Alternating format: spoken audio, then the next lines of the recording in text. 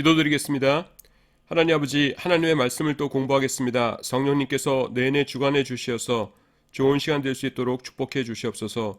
예수님의 이름으로 기도드리옵나이다. 아멘. 오늘은 교과서 325쪽 유다서와 유대교 전승이라는 부분을 살펴보도록 하겠습니다. 지금 요한계시록 바로 전책인 유다서에 대해서 살펴보고 있습니다. 참고로 제가 화면에 띄워놓고 있는 것은 여러분들이 가지고 계시는 그 교재책의 원고이긴 한데 제가 쓴 책이니까 저는 이제 개정을 염두에 두고 이렇게 조금씩 바꾸고 있는데 제가 가지고 있는 것은 이제 최신판입니다. 그래서 여러분들 책과는 가끔가다가 조금씩 차이가 난다는 것을 알아두시기 바랍니다. 페이지 번호는 제가 여러분들 가지고 계신 책을 제 왼쪽에 펼쳐놓고 강의를 하고 있기 때문에 번호 페이지 쪽수는 제가 알려드리는 것이 이제 일치합니다.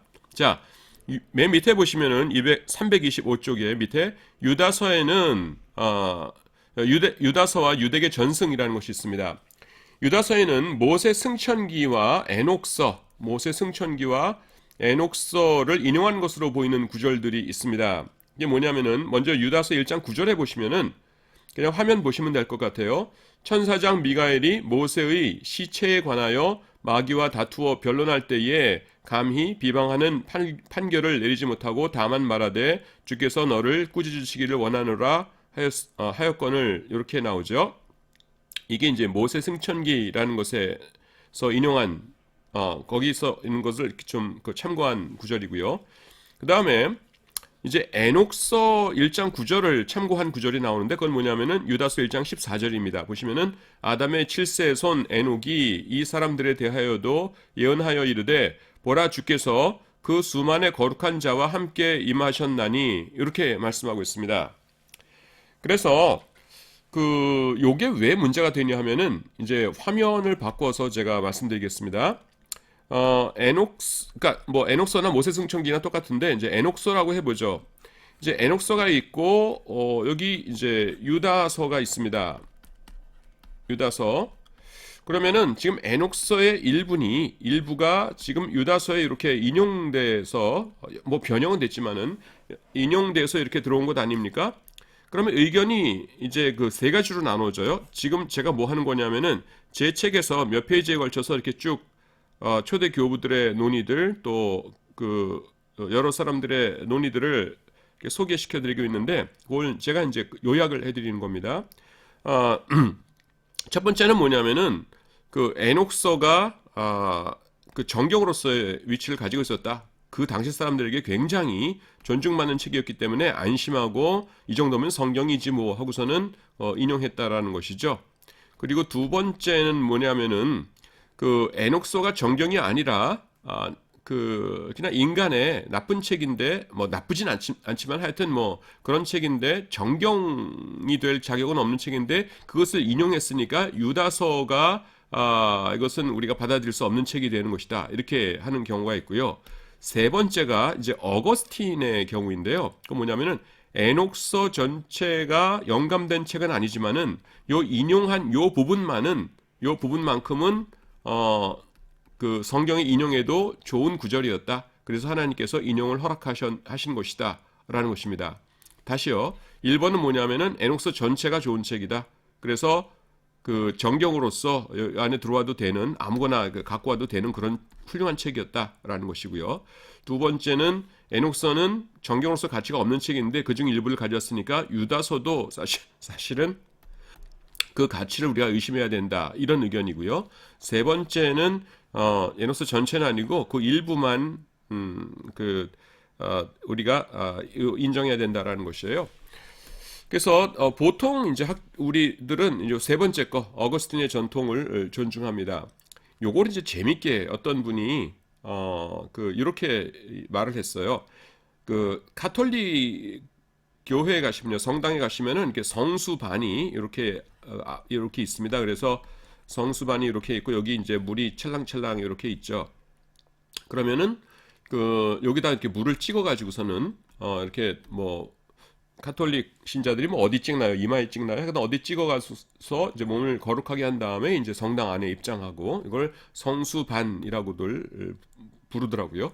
저는 뭐 교회만 다닌 사람이라 뭐 잘 모릅니다. 하여튼 근데 요걸 할 적에 신부님이 처음에 이제 물을 붓고 요거를 축성하신다고 해요. 이 물을 이제 신부님이 축성하면 이 물은 일반 수돗물과는 달리 거룩한 물이 되는 겁니다. 그런데 누가 이런 질문을 하는 거예요? 신부님이 여기다 축성해가지고 거룩한 물이 됐는데 여기서 엥 하고서는 파리가 한 마리 퐁당 빠졌어요. 그러면은 설이 두 가지가 됩니다. 뭐냐면은 거룩한 물에 빠졌으니 이 파리는 거룩한 파리가 되었다. 그 다음에 그것이 아니라 이 파리가 불결한 것이기 때문에 이제 이 성수가 더 이상 거룩하지 않고 그 더러운 것이 되었다라는 것이에요. 그래서 이 파리가 여기 빠진 것이 유다서에 인용되어 있는 이 그 외부 문헌이다 해가지고서는 이렇게 이제 그 논의되는 것이 좀 비슷하지요. 예. 여기 들어온 걸 보니까 파리가 거룩해졌다. 그러니까 이것도 거룩하고 에녹소도 거룩하다. 들어왔으니까 이거는 거룩한 게 아니니까 거룩한 게 아닌 게 들었으니까 유다서 전체를 우리가 거룩한 책으로 인정 안 해야겠다. 이렇게 된다는 것이죠. 근데 에녹서라는 것은요, 저도 에녹서가 여러분 방대합니다. 그래서 저도 그 일부만 읽다 말았는데 그렇게 뭐 엄청나게 정경으로 인정할 만한, 물론 정경이 아니지만은 그런 책은 아니에요. 그래서 에녹서 전체가 이제 정경급의 그런 책은 아니고, 제가 이제 정경론에 대해서 얘기를 하려니까 굉장히 말을 좀 조심스럽게 합니다.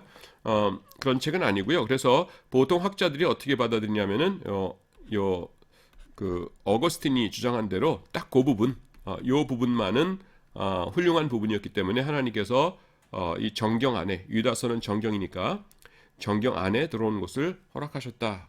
이렇게 이야기를 합니다. 그것이 결론입니다. 자, 이제 그 다음에 또 주장되는 게 뭐냐면은 에녹서가 아니라, 지금 그 두 책이 똑같아요. 모세 승천기를 하건 에녹서를 하건 똑같은데, 그냥 제가 예를 들어서 에녹서로 이렇게 논합니다. 구전에서 인용된 것이다. 그 에녹서라고 하는 책이 아니라 그냥 구전에서, 에녹서도 아니고, 그러니까 구전이라는 것이 있고, 구전, 입에서 입으로 전해내는 얘기가 있고, 구전에서 에녹서도 가져온 것이고 구전에서 유다서도 가져오는 것이다. 이렇게 보면은 정경인 유다서가 정경이 아닌 에녹서에서 가져왔다는 논의를 피할 수가 있죠.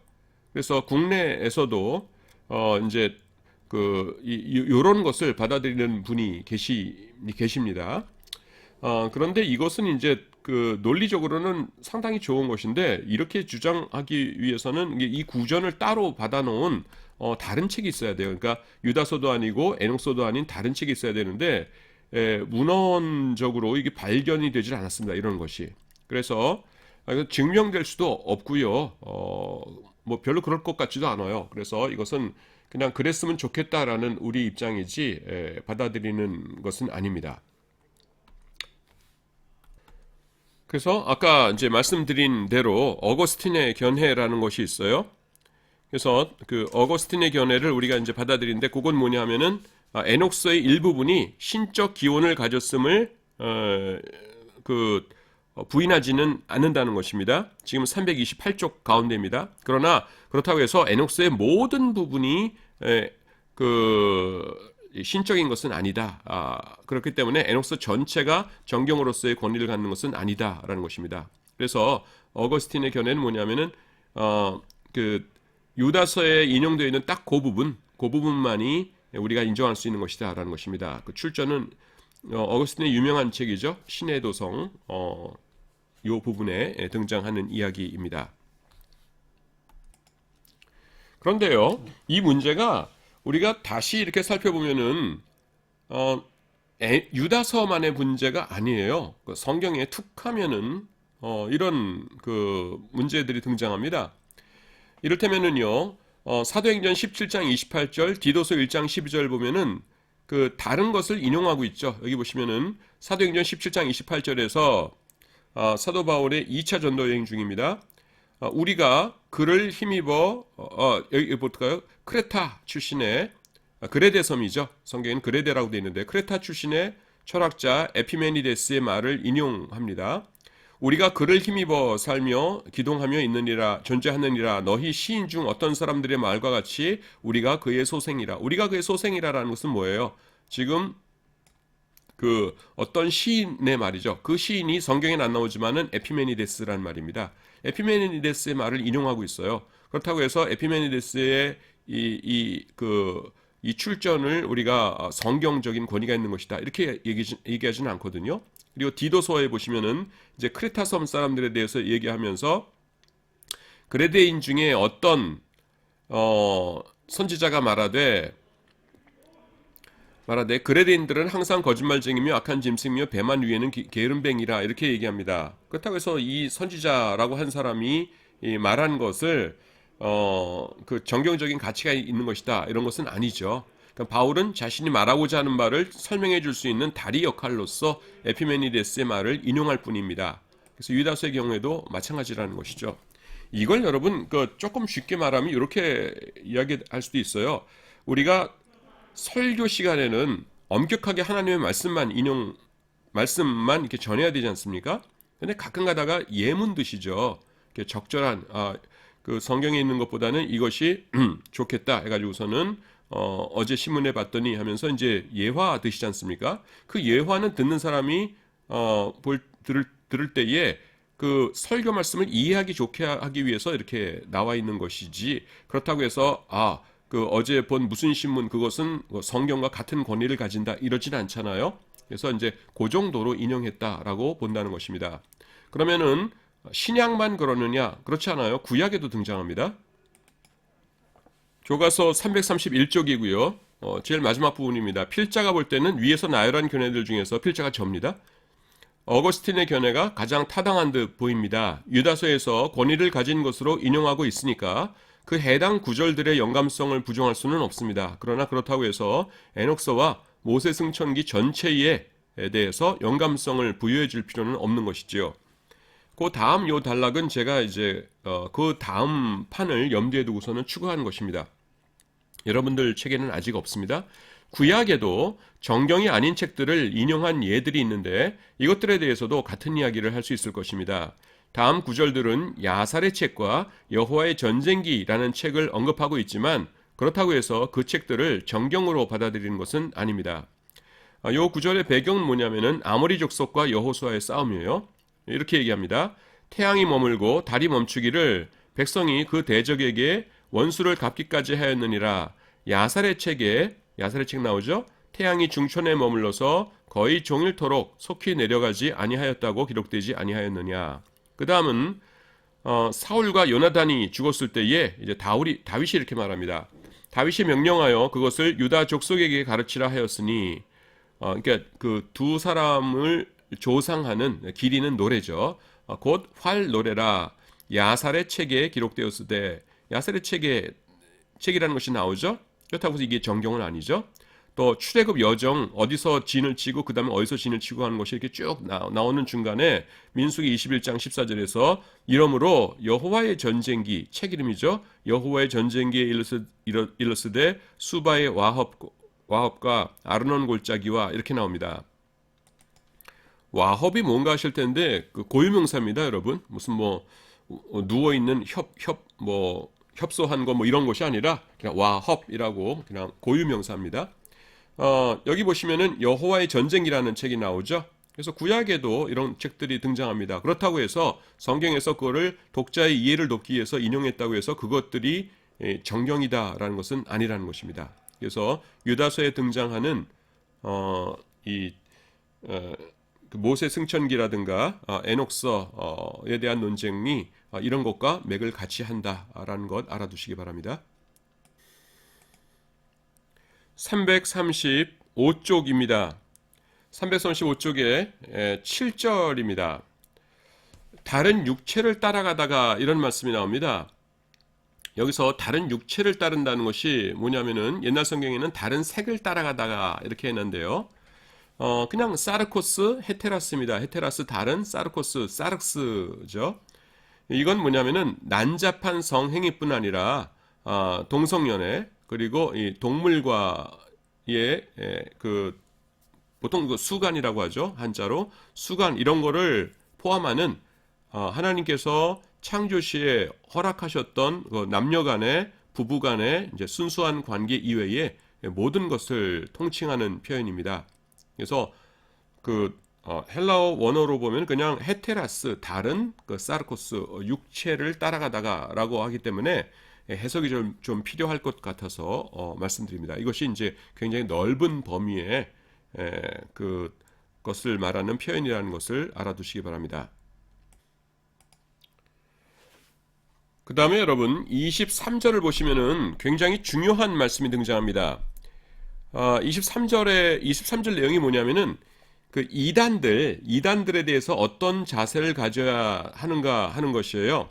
그래서 한글 성경으로는 지금 이렇게 번역되었어요. 미워하되 두려움으로 긍휼히 여기라. 여기 보시면은 세 가지가 나오죠. 이단 그들을 미워하라. 그러니까 미워한다는 것이 이제 그 사람들보다는 그들이 가르치는 거짓 그 교훈, 사람들을 지옥 가게 만드는 거짓 교훈, 그리고 두려워해야겠죠. 우리 사랑하는 성도들이 혹시라도 거기 빠져서 구원에서 멀어질까 두려워해야 되고, 그 다음에 이단들, 아이고 저 이단들 저러다가 지옥 갈 텐데 하면서 긍휼히 여겨야 된다는 것입니다.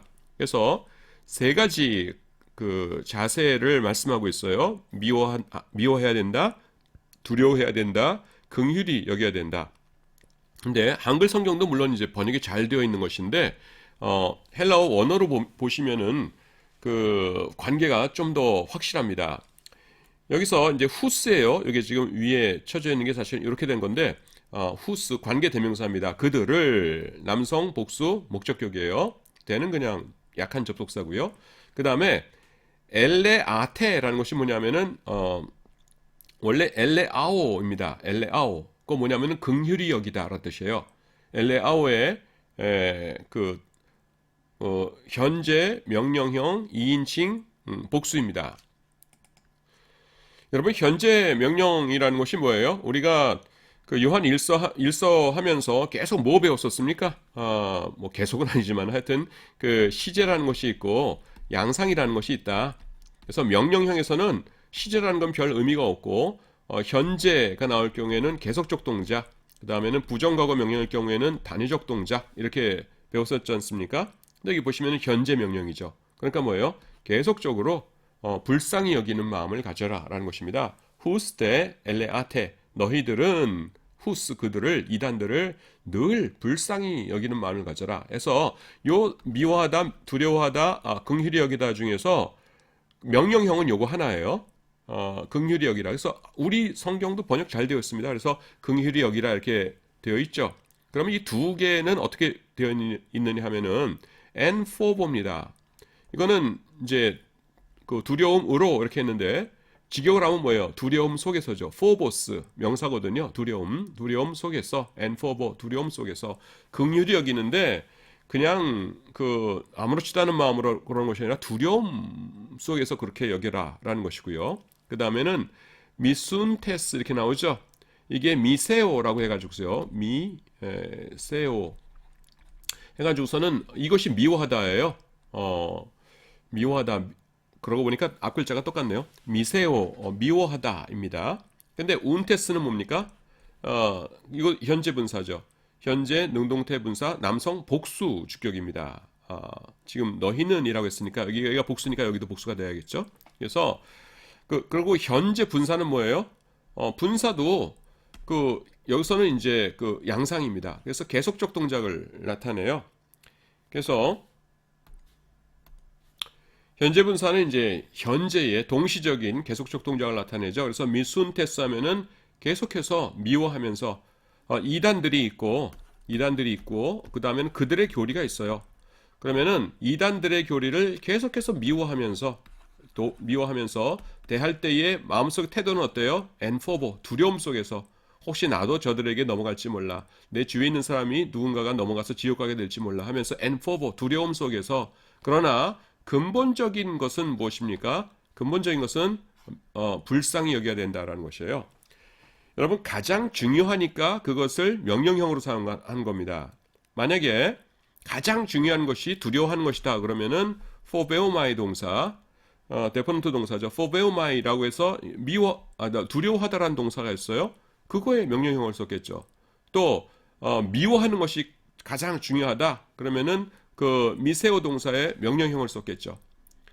근데 이 세 가지 중에서 제일 중요한 것이 무엇이냐 하면은 불쌍히 여기는 것이란 말입니다. 그래서 불쌍히 여기다를 명령형으로 썼어요.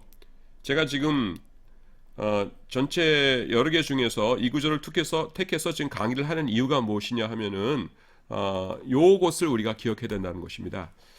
이단들을요 보통 이제 두려워하거나 미워하는 거는 잘하죠 우리가. 저 사람들이 교회에 얼마나 해악을 끼칠까 하면서 두려워하고 또 저런 인간들이 다 있어 하면서 미워하고. 저도 음식점에서 이렇게 밥을 먹는데 음식점 그 식탁까지 와가지고서는 막 자기네 전도지인가 뭐 이렇게 뭐 선전지인가 들이밀면서 막 뭐라고 교수님들하고 같이 먹고 있는데 그런 경험도 있습니다. 그래서 미워하고 두려워하는 거는 우리가 잘 하는데 성경이 말씀하시는 것은요 그것보다도 중요한 우리가 가져야 될 감정은 뭐라고요? 긍휼히 여기라. 엘레아테 요것만 명령형이에요. 가장 중요한 거니까 명령형으로 쓰인 것입니다. 요것을 기억해 주시기 바랍니다. 이제 마지막 책인 요한계시록으로 들어가도록 하겠습니다. 여러분들 책을 이제 요한계시록 이제 강의 안으로 여러분들 가지고 계실 것이고요. 그 책에 저는 이제 그 원고를 제가 원본을 가지고 있으니까 원본을 보면서 그렇게 강의를 하도록 하겠습니다. 제 강의 안으로는 22쪽이라고 이렇게 지금 나와 있습니다. 자, 요한계시록에서는요 환란을 강조합니다. 그렇죠? 그런데 이것이 마지막 때의 문제만이 아니라 그 시간적 공간적으로 우리가 올바른 신앙생활을 하는데 필요한 자세이기 때문에 그렇습니다. 시간적 의미에서 그렇다는 건 뭐냐면은 인류 역사를 보시면 어떻습니까, 여러분? 이렇게 역사가 이렇게 쭉 흘러갈 때에 중간중간에 환란이 있죠. 우리 옛날에 그 6.25 전쟁이 있었고 그다음에 이 한반도에 예수님 오실 때까지 평화만 계속되지는 않을 거예요. 뭐 평화만 계속되면 좋겠습니다만은 우리는 다행히 예수 믿는다고 해서 누가 뭐 잡아가고 죽이고 이렇지 않은 감사한 시대에 우리가 살고 있습니다. 하지만 뭐예요? 우리가 이 고통이 왔을 때에 내가 그걸 견딜 수 있을까라는 것을 생각하면서 살아야 된다는 거죠. 그래서 평화의 기간은 어떤 기간이라고요? 다가올 환란을 예비하는 기간이어야 됩니다. 지금 우리가 낭비하고 시간과 돈을 낭비하고 그냥 이렇게 함부로 살았다가는 환란이 왔을 적에 다 무너지고 말겠죠. 지금 잘 예비하는 공부할 수 있을 때 공부하고 기도할 수 있을 때 기도하고 하면서 이렇게 잘 예비해야 된단 말입니다. 그리고 공간적 의미에서도 우리가 환란을 생각해야 된다는 건 뭐냐면은 지금 남한은 어떻습니까? 우리가 살고 있는 남한 땅은 참으로 평화롭고 하나님을 섬기는 것에 아무런 방해를 받지 않는 그런 곳이지만은 지금 외국에 보시면은 뭐 이슬람이라든가 아니면은 공산주의라든가 이런 곳에서는 하나님 믿기가 정말로 어렵죠. 그래서 우리가 그들과 연대 의식을 가지고 살아야 된다라는 것입니다. 그래서 물질적으로도 검소하게 살면서 최대한 그런 분들 또 선교사님들 도와야 되고 그 다음에 지쳐서 기도할 수 없을 그분들을 위해서 우리가 기회 있을 때마다 모이면은 함께 기도해주고 그래야 된다는 것입니다. 그래서 요한계시록이 환란 내용으로 가득 차 있는데 우리랑 상관없는 것 아닌가라는 것이 아니라 우리가 바로 우리의 책으로 받아들이고 긴장해야 되는 마음을 이렇게 다잡아야 되는 그런 책이다라는 것입니다. 그 다음에 문학 장르로 넘어가도록 하겠습니다. 요한계시록은요 이제 세 가지 장르를 말씀하고 있어요. 그래서 묵시문헌, 아포칼립시스라고 읽는데요. 아포칼립시스 묵시문헌. 그 다음에는 예언서 또 서신서 이렇게 세 가지 장르를 보여주고 있습니다. 그래서 묵시문헌이라는 것은 아주 간단해요. 1장 1절 펴시면은 예수 그리스도의 계시라 이렇게 말하고 있는데 이 계시라고 하는 단어가 아포칼립시스입니다. 아포칼립시스. 그래서 그냥 1장 1절에서 계시라고 하니까 이 책은 계시다 이런 거예요. 아주 논리가 단순합니다. 그 다음에 예언서의 기능도 있다. 선지서의 기능, 예언이라는 말씀도 나오고요. 서신서도 나오죠. 그래서 우리가 아는 바에 그 2장과 3장이 에베소, 서마나, 버가모, 두아디라, 그 다음에 3장에서 사대, 빌라델비아, 라우디게아, 우리가 그 7교회 편지 알고 있는데 그것 외에도 1장부터 뭐냐면은 아시아에 있는 7교회 편지하노니 이렇게 나오고 제일 마지막에 보시면은 주 예수의 은혜가 모든 자들에게 있을지어다라고 해서 이 수신자가 있는 서신이라는 것을 이렇게 보여주고 있어요. 그래서 요 세 개의 장르가 서로 이제 같이 어우러져 있다라는 것을 우리가 알 수 있습니다.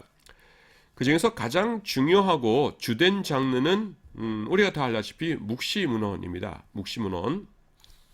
자, 여러분들이 성경이라고 하면서 묵시문학 이렇게 해서 문학이라고 하니까 좀 그 반감을 느끼실 수도 있을 거예요. 아니 성경을 문학이라는 것은 그냥 작가들이 자기 상상력을 발휘해서 쓴 건데 요한계시록이 그 상상력으로 막 쓴 거란 말이야? 당연히 아니죠. 하나님의 계시로 쓴 거죠. 근데 여기 왜 문학이라는 표현을 들었냐 하면은 그걸 이제 설명을 좀 드리도록 하겠습니다. 묵시문헌에 대해서는 좀 한참 설명을 해야 될 것 같아요. 자, 구약 시대가 있고요. 그 다음에 신구약 중간기 시대가 있고, 그 다음에 이제 신약 시대가 있습니다. 그 구약 시대 때 이 묵시문헌이라는 걸 하나님께서 주셨어요. 묵시문헌. 묵시문헌과 이제 선지서가 있습니다. 지금 여러분 제가 필기를 여기다가 왼쪽에다 하죠. 이건 뭐냐면은 구약 시대를 얘기합니다. 이거는 중간기 시대, 이거는 이제 신약 시대이고요. 그런데 묵시문헌과 선지서가 어떻게 다르냐 하는 것은 제가 필기는 지금 여기를 다 활용해서 해도 지금 구약 시대 얘기하고 있다는 것 알아주시기 바랍니다. 그 형식으로 따지자면요. 형식 따지자면 이렇게 돼요. 선지서가 전체이고 묵시문헌은 이 선지서의 진부분 집합이 됩니다. 그런데 내용으로 따지자면은 선지서와 그 다음에는 이 그 묵시문헌은 전혀 이제 별개의 내용을 갖게 돼요. 자, 형식으로 따졌을 적에 묵시문헌이 선지서의 지금 진부분 집합이다라는 게 무슨 뜻인지 말씀드릴게요. 이런 겁니다. 하나님께서 주의 백성들에게 어떤 그 계시의 말씀을 주시고자 할 때 여러분 어떤 그 형식을 취하십니까? 너네들 미스바로 다 모여라 해가지고서는 무슨 일이야? 하나님께서 모이라고 하셨대. 아이고 무슨 그러면 말씀 주실래나 보군. 옷 잘 입고 가세 그러세 해가지고서는 수십만 명 이렇게 모여 있는데 갑자기 그 구름이 자욱하게 하늘을 덮더니만은 우르릉쾅쾅 하면서 이제 뇌성 번개가 치고 한 다음에 하나님께서 내 백성들아 모였느냐 하면서 아이고 하나님 말씀하신다. 내가 너에게 할 말이 있도다 하면서 이렇게 그 한꺼번에 구름 너머에서 하늘에서 말씀하시고 그런 것 없지요. 예, 어떻게 하십니까? 그 누군가를 부르세요. 이렇게 아모스 선지자 같은 경우에 이렇게 뭐 뽕나무에서 일하고 있는데 부르시고 누구는 뭐 하는데 부르시고 아무개야 이리 와봐라. 예 하나님 어쩐 일이십니까? 내 백성에게 할 말이 있으니 너는 이것을 잘 기록하였다가 전해주도록 하여라. 아니면은 네가 잘 외웠다가 전해주도록 하여라. 예 알겠습니다. 해가지고서는 이렇게 말씀을 주시죠. 그러면은 선지자가 하나님의 말씀을 받아서 보통 이제 산에서 받죠. 받은 다음에 내려와서 백성들에게 가서 백성들이 많은 곳에서 뭐라고 합니까? 주 여호와의 말씀이 내게 임하여 가라사대 하면서 그 말씀을 전합니다. 그것은요, 일반 선지서도 마찬가지고 이제 묵시문헌도 마찬가지예요. 그런 형식에 있어서는 똑같습니다. 그런데 내용은 선지서와 묵시문헌이 확 다릅니다. 여러분 묵시문헌이라고 하면은 보통 어딜 얘기해요? 이를테면은 그 다니엘서 같은 경우에 반으로 나눠서 앞쪽에는 뭡니까? 이렇게 뭐 금신상 신상 본 거, 그다음에 나무 본 거, 이렇게 커다란 나무 쌍둥 잘리는 거, 이렇게 해가지고선 좀 그 스토리가 그냥 좀 그 일반 선지서 같은데 뒤쪽에 보시면은 뭐 뿔이 네 개가 있고 남방으로 향하여 났고 하면서 조금 좀 괴상하지요. 괴상하다는 표현이 어쩔지 모르겠는데 그 다음에 또 스가랴서 같은 것도 보시면 어떻습니까? 내용이 좀 일반적이지 않지요. 예, 그 뭐 이 에바가 있어가지고 뭐 에바 안에 뭐 여자가 있고 그 다음에는 하나님의 말씀을 빽빽하게 적힌 두루마리가 하늘을 날아가고 뭐 아라비안 나이트도 아닌데 뭐 두루마리가 하늘을 막 날아가고 뭐 이런 얘기 나옵니다. 그러니까 일상적으로 우리가 현실 속에서 볼 수 없는 그런 장면들이 많아요. 그런 것들을 보통 우리가 묵시문헌 이렇게 이야기를 합니다. 그래서 선지서는 보통 뭐냐면은 그냥 그 우리가 일상적으로 이렇게 평범하게 이제 듣거나 이렇게 말할 수 있는 내용들. 이를테면은 이사야서 예레미야서 이렇게 보시면은 너희는 너희 악한 길을 버리고 여호와께로 돌아오라. 너희 우상들을 버리고 뭐 여호와께로 돌아오라 하면서 그냥 회개를 촉구하고 금방 알아들 수 있는 말씀들이죠. 하지만 묵시문은 보면 어떻습니까? 어떤 괴상한 환상 이런 거가 많이 있잖아요. 그래서 우리가 이거를 이제 묵시문헌이다 하면은 좀 괴상하고 어떨 때는 심지어 기괴하기까지 하고 뭐그 얼굴이 네 개가 있고 짐승이 있는데 뭐 괴상한 현실적으로 존재하지 않는 짐승의 모습이 나오고 그런 것들이 있어요. 그런데 선지서와 묵시문헌을 여러분들이 그 구별할 수 있는 아주 쉬운 방법이 있는데 그게 뭐냐 하면요 요겁니다. 거의 맞아요. 뭐냐면은 나라가 망하기 전에 주신 것은 대개 선지문헌 일반 선지서예요. 내용이. 그리고 나라가 망한 다음에 주신 것은 묵시문헌입니다. 그렇게 보시면 돼요. 그렇기 때문에 묵시문헌의 특징 가운데 하나가 뭐냐 하면은 이 상징 같은 게 굉장히 많이 발달해서 나옵니다. 자, 여러분 요한계시록에 보시면은 무너졌도다 무너졌도다 큰 성 바벨론이요 그러거든요. 많은 분들이 거기서 무너진 바벨론은 로마 제국을 뜻한다 이렇게 이야기하는 것이에요. 그런데 여러분 로마가 언제부터 그 이스라엘을 지배했습니까? 주전 63년에 폼페이우스 장군에 의해서 예루살렘이 정복당합니다. 그 다음부터 이제 로마 식민지예요. 그러니까 63년 이전, 그러니까 주전 167년에 이제 마카비 전쟁이 시작되는데 마카비 전쟁이 시작돼서 하스모니안 왕조가 망하는 게 주전 63년인데 그 사이에 독립 왕조를 이뤘을 적에는 그냥 예언자가 예언을 하면서 로마가 망할 것이다 이러면 되는 거예요. 아무도 뭐라고 안 그럽니다. 독립국이니까 망하기 전이니까. 그런데 AD 63년 이후에 로마 식민지로 전락한 이후에 누가 글을 쓰면서 로마는 무너질 것이다 라고 하면은 어떻게 되겠어요? 로마 사람들이 보고서는 이거 누가 썼냐 잡아가겠죠? 이 책들 이 예언서 이거 전부 다 그 모아와라 해가지고서는 불태워버리겠죠? 이렇게 되는 겁니다. 그러니까 어떻게 써요? 요한계시록에서 무너졌도다 무너졌도다 큰 성 바벨론이요 이런 겁니다. 바벨론이 뭐예요? 로마를 상징하는 것이다 이렇게 보죠. 유대인들 머릿속에 로마와 바벨론은 동급입니다. 여러분 왜 그래요? 역사상 예루살렘 성전을 파괴한 나라는 둘밖에 없죠. 바벨론, 로마. 바벨론은 누가요? 느부갓네살 왕이, 로마는 디도 장군, 티투스 장군이 파괴했죠. 그러니까 유대인들 머릿속에 두 나라는 동급입니다. 그러니까 로마 무너질 것이다 라고 하는 대신에 바벨론 무너질 것이다 라고 하면은 로마 사람들은 못 알아들어요. 바벨론? 그 옛날에 있던 나라 아닌가? 아니면 지금 저 동쪽에 파르티아 제국 안에 있는 바벨론 땅을 말하는 건가? 그러면서 갸우뚱갸우뚱 하는데 유대인들끼리는 딱딱 알아듣죠. 아, 로마 망한다는 얘기구나 하면서 알아듣죠. 그런 식으로 그 강대국 밑에 이제 속박되어 있기 때문에 그 상징이 굉장히 발달합니다. 그 다음에 전쟁이 무너진 다음이기 때문에 나타나는 특징이 또 묵시문헌에 뭐가 있냐면은 윤리적인 가르침이 없어요. 그건 아주 굉장히 이상할 수도 있고 어떻게 보면은 너무나 당연한 특징인데요. 묵시문헌에는요, 윤리적인 가르침이 안 나옵니다. 선지서에는 어때요, 여러분? 선지서들은 윤리적인 가르침으로 가득하죠. 뭐 이를테면은 그 이웃을 속이지 말아라. 그 다음에는 그 예레미야서에도 보시면은 그 너네 왜 그 동족을 노비로 삼느냐? 어서 해방시켜라. 그 다음에 해방시켰다가 다시 또 잡아들이죠. 그러니까 너희가 어떻게 그런 나쁜 짓을 하느냐 하면서 제발 똑바로 살아라 하면서 어떻게 살아야 하는가? 주의 백성들은 어떻게 살아야 하는가에 대해서 이 윤리적인 말씀들이 일반 선지서에는 굉장히 많이 나와요. 그런데 묵시문헌에는요, 여러분 요한계시록을 생각해 보십시오. 그 윤리적인 건 나옵니까? 윤리적인 것이 대표적인 것이면 신약 성경에 어디예요? 산상설교죠. 산상설교 마태복음 몇 장이에요? 5장, 6장, 7장이죠.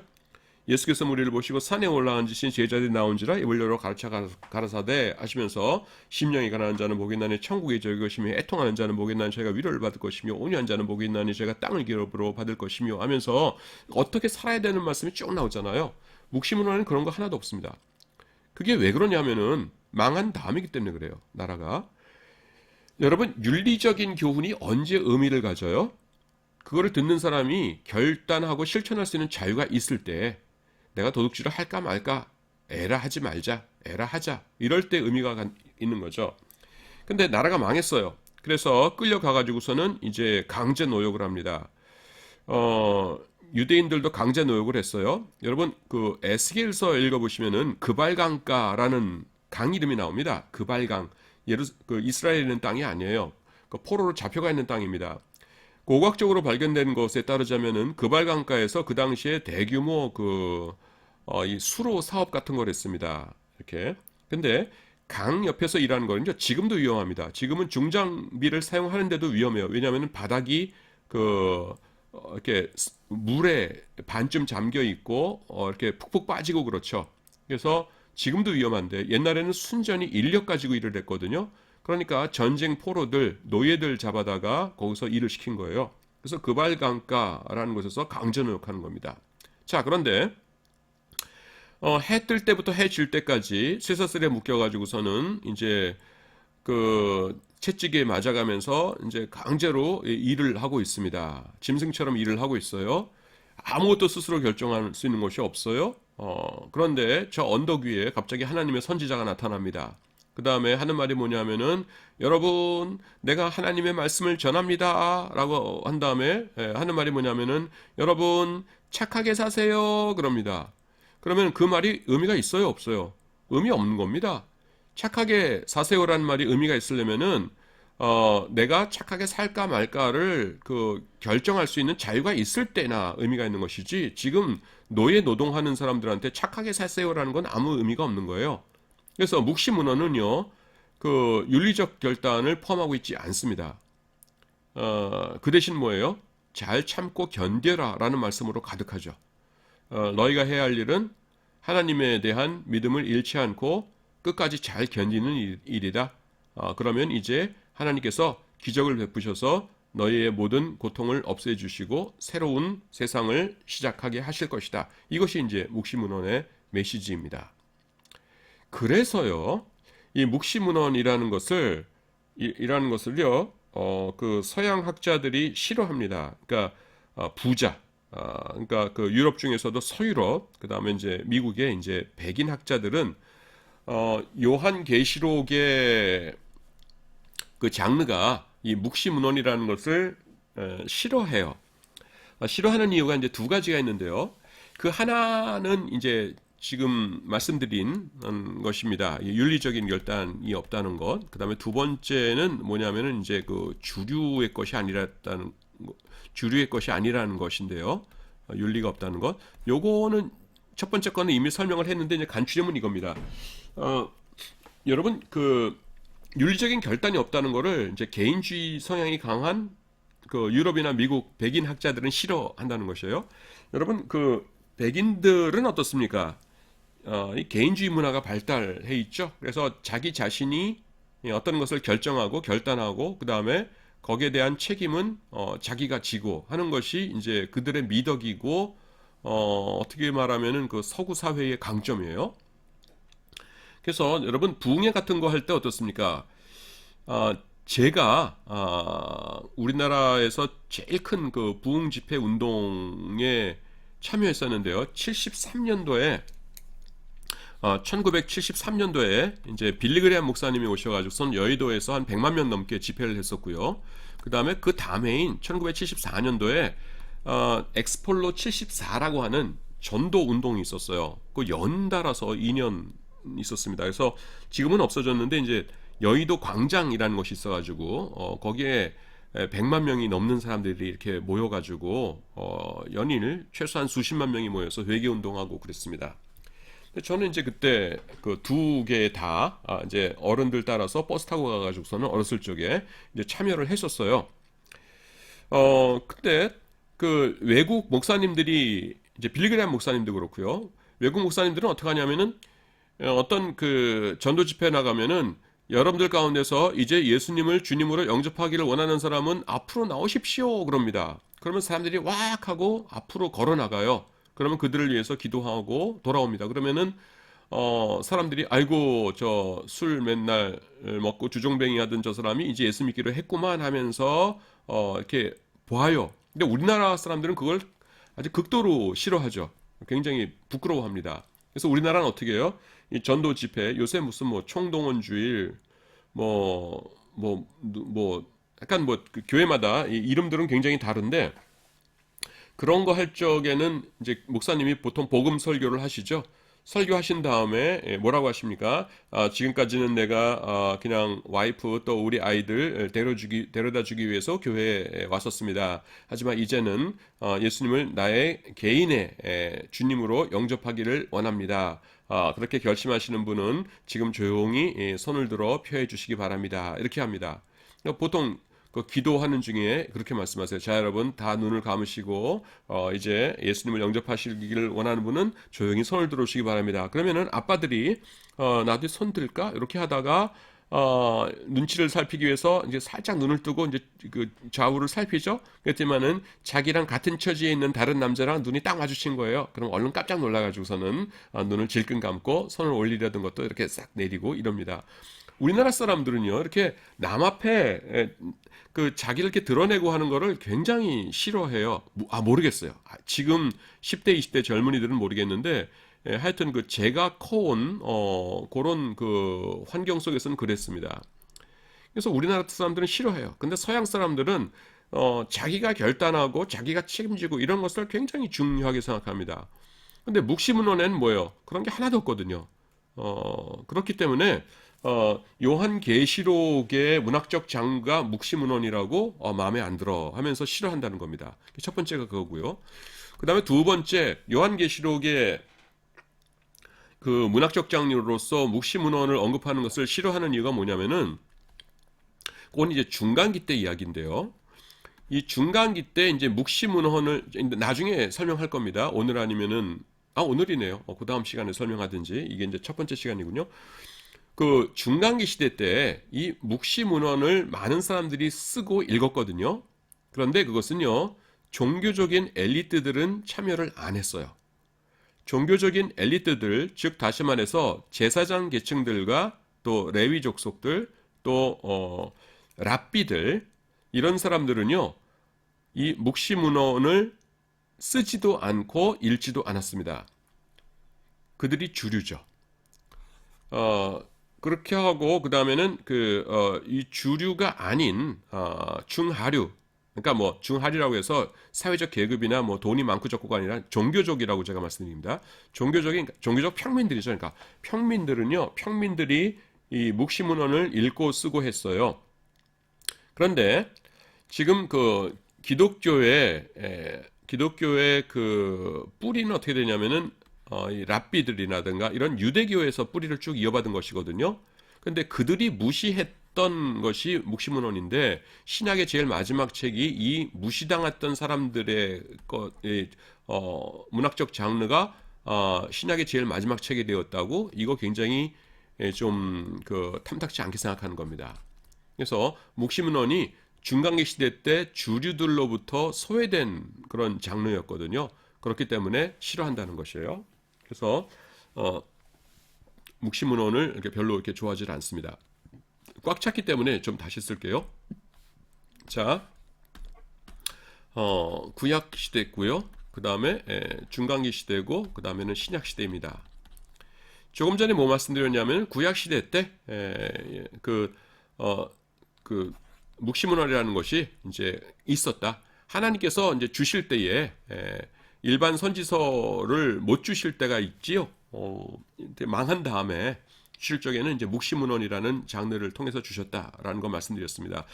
교수님 묵시문헌이 도대체 어떤 건데요? 지금부터 이제 나와요. 대충 이제 감 잡으시라고 선 이해를 위해서 제가 좀 여러 가지 말씀드렸습니다. 그 다음에 중간기 시대가 되는데 여러분 중간기 시대의 특징이 뭐예요? 하나님께서 선지자를 안 주시죠. 마지막 선지자 말라기 주셨고요. 그 다음에 구약시대 때 그 다음에 예수님 직전에 세례 요한이 등장하지 않습니까? 세례 요한도 여러분 구약시대 인물입니다. 예수님께서 말씀하시죠. 세례 요한까지니라고 하시죠. 그러니까 사실은 중간기는 없어요. 다만 뭐예요? 구약시대의 마지막 선지자인 세례 요한과 마지막에서 두 번째 선지자인 말라기 사이가 이렇게 붕 떠 있는 거죠. 한 400년이. 근데 워낙 이것이 기니까 우리가 그냥 편의상 신구약 중간기다 이렇게 얘기합니다. 근데 이 중간기 때 여러분 유대인들이 편하게 잘 살았어요? 아니면 굉장히 고생하면서 살았어요? 굉장히 고생하면서 살았습니다. 구약에서 망하는 게 뭐예요? 북이스라엘 아수르한테 망하고요. 남유다 722년에 그 다음에 남유다 바벨론한테 망하고요. 586년에 그 다음에 바벨론 망한 다음에 메대 파사 제국 나오고요. 그 다음에 알렉산더 대왕 나오고요. 그 다음에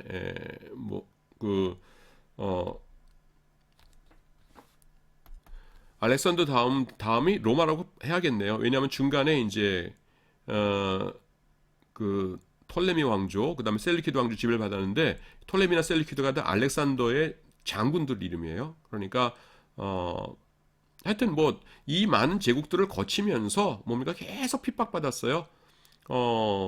그 셀리키드 왕조한테 핍박받았고요. 로마한테 핍박받았고 그 다음에는 바벨론한테 핍박받았고 그 다음에 바사 제국은 그래도 좀 난데 고레스 이후에는 근데 이제 그 전에 하여튼 바벨론에 핍박당했고 아수르한테 엄청나게 고통당했고 북이스라엘이 이 고통을 많이 당했거든요. 근데 하나님께서 선지자를 안 주시는 겁니다. 선지자가 와서 좀 하나님의 말씀을 주셔야 위로를 받을 텐데요. 그러니까 문제가 뭐냐면 사람들이 하나님이 우리를 버리셨나봐 라고 하면서 이제 그 기독교 신앙에서 떠나갑니다. 여러분 이 중간기 시대 때 사람들이 기독교 신앙에서 떠나간 이유가 두 가지 있어요. 하나는 뭐냐면은요. 그들이 망했기 때문에 이제 하나님은 안 계셔라고 하면서 신앙 자체를 떠난 사람이 있고요.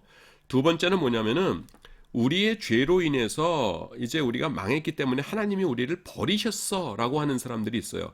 하나님께 버림을 받았으니까 하나님께 집착할 필요가 없다는 것이죠. 그래서 이 첫 번째 경우는 신앙이 없어서 이제 떠난 경우, 이제 신앙을 버리고, 근데 두 번째는 뭐냐면은 신앙은 있는데 절망하는 경우입니다.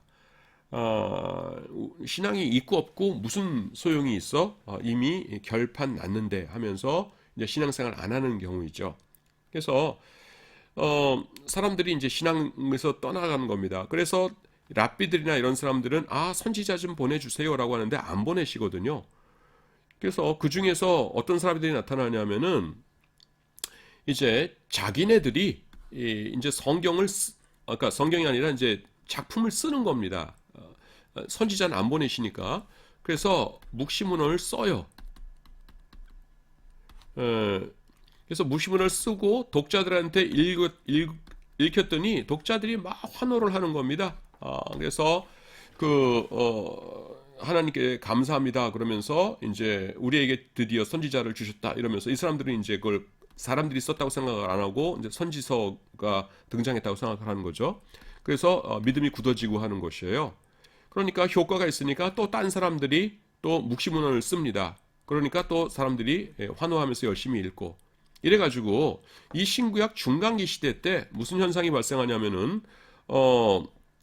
그 묵시문헌이라고 하는 문학적 장르가 형성됩니다. 이 문학적 장르는요, 성경은 아니에요.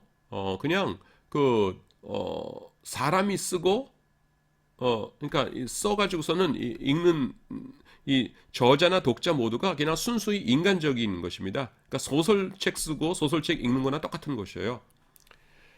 그런데 이제 이 사람들은 저자들은 그 독실한 사람들이긴 했지만은 그 별로 이렇게 그 반대하는 입장은 아니었어요. 왜냐하면은 하나님을 믿는 사람들이 잘 은혜를 받으니까.